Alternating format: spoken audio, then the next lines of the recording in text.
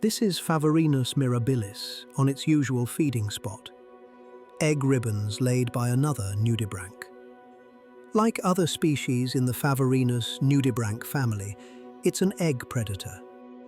It follows the spiral, rasping away egg after egg. Simple, efficient. But egg ribbons are not the only target.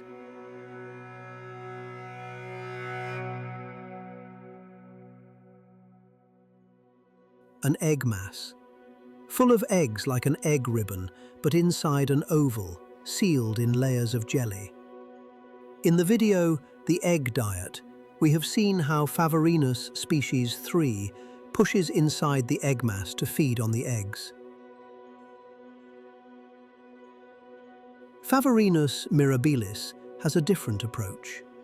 Anchored to the surface, it stretches its mouth deep into the mass, reaching in to extract the eggs. A far less invasive approach.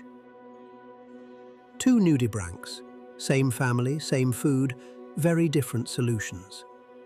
This is how nature refines survival, one variation at a time.